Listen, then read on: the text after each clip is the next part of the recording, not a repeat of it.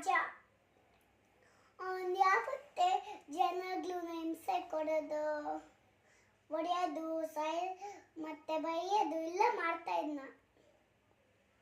ಮತ್ತೆ ಹೊಟ್ಟೆಗೆ ಒದೆಯೋದು, ಕೆನ್ನೆಗೆ ರಕ್ತ ಬೀಳ್ಸೋದು, ಹಲ್ಲು ಮುರಿದಾಕೋದು, ಕೈ ಮುರಿದಾಕೋದು, ಕಾಲು ಮುರಿದಾಕೋದು, ಅವ್ರ ಮನೆಯನ್ನ ಹೊಡೆದಾಕೋದು, ಕಾರನ್ನ ಲಾರಿ ತಗೊಂಡು ಆಕ್ಸಿಡೆಂಟ್ ಮಾಡಿ ಎಲ್ಲ ಕೆಟ್ಟ ಅಭ್ಯಾಸ ಮಾಡ್ತಾ ಇದ್ನ. ಮತ್ತೆ ಸಾಯಿಸೋದು ಎಲ್ಲ ಮಾಡ್ತಾ ಇದ್ದ.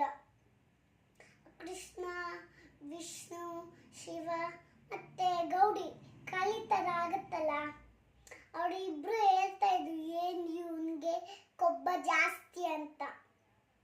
ಮಾಡಿ ಪ್ಲಾಂಟು ಇದು ಮಾಡುತ್ತೆ, ಗೌಡಿ ಕಾಳಿ ಥರ ಬರುತ್ತೆ. ಒಂದು ಕುತ್ತಿಗೆನ ಕಟ್ ಮಾಡುತ್ತೆ, ಮತ್ತೆ ಜುತ್ತಿನ ಹಿಡ್ಕೊಳತ್ತೆ, ಬೌಲರ್ ಹಿಡ್ಕೊಂಡು ಕುಡಿಯತ್ತೆ. ಆಯ್ತಾ?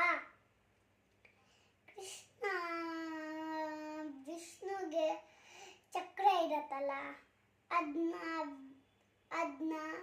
ಕಾಲಿಗೆ ಕೈಗೆ ಹಾಕ್ಪತ್ನ.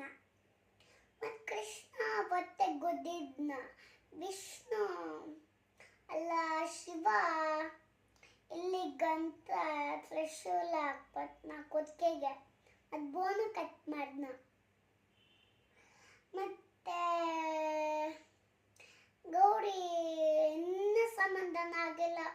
ನೀರು ಕುಡಿಯೋದು, ಪಕ್ಷಿಗಳನ್ನ ತಿನ್ನೋದು, ಮತ್ತೆ ಮರಗಳನ್ನ ತಿನ್ನೋದು, ಹಂಗೆಲ್ಲ ಮಾಡ್ತಾ ಇತ್ತು.